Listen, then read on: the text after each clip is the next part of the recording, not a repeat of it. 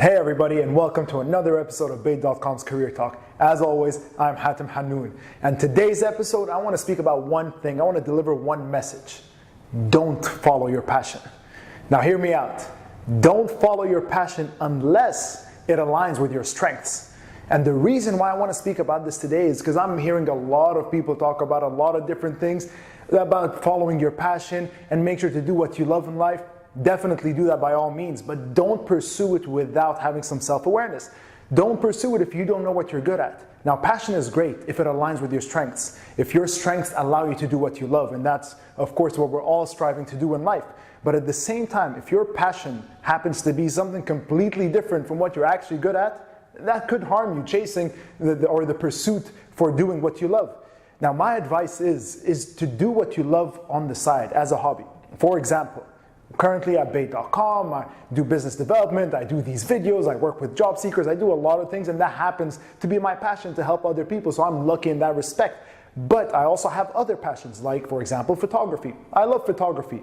Am I good enough to do it on a professional level or to pursue it to the point where I'm working in a studio or working for an advertising agency? I don't think so. It's really not that level of passion. It's not that level of strength that I have that I can go and make a living off of it. Now, if I want to pursue that, then maybe I should work on developing that a bit more, taking some courses, interacting with people in the industry, but understanding that that's not where I am right now. I'm not at a level where I can just leave and quit my job today because I want to pursue my passion for photography.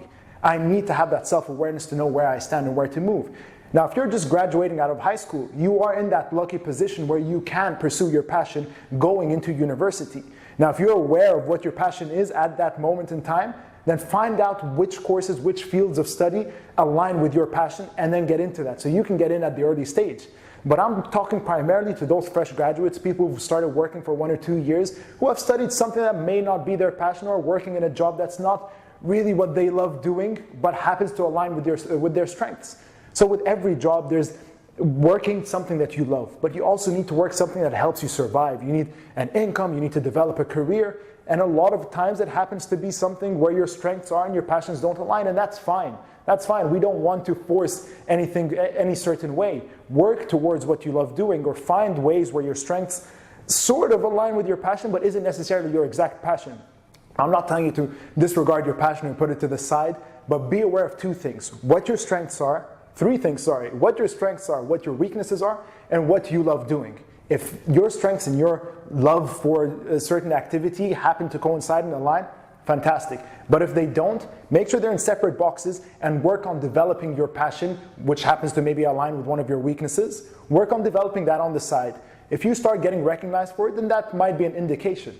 Around the office, no one is really giving me much credit for my photography, so that's a sign that maybe I'm not there yet, or it's not something that I should look into at this moment in time. But if it's a hobby of yours, work on developing it on the side. If you start getting some recognition, if it's something you can share on social media and people seem to love it, these are positive signs to work towards it, but just keep it as an activity that you like doing on the side. Like maybe it's a sport that you like doing in the afternoon. It's fine, just work on it on the side until you develop it to the point where you can maybe pivot into that industry. And even at that level, again, taking my example for photography, I do business development here at Bait. If for whatever reason I decide that I want to take that jump into photography, maybe I want to pivot slightly into that industry first. Find something that aligns with my strength in that industry as I develop my photography skills. Maybe work as a business developer for a big studio or a big agency somewhere that would help me get into that field, and then work into shifting into photography. So maybe you should look into doing the same thing. So again, this message, this video is primarily for those fresh graduates who have studied something that doesn't align with what they love doing, and they found it out maybe after graduation and they feel like it's a little too late. I'm not here to bring you down. I don't want to tell you it's too late, but align with your strengths throughout your journey. So your strengths will help you move from one place to another.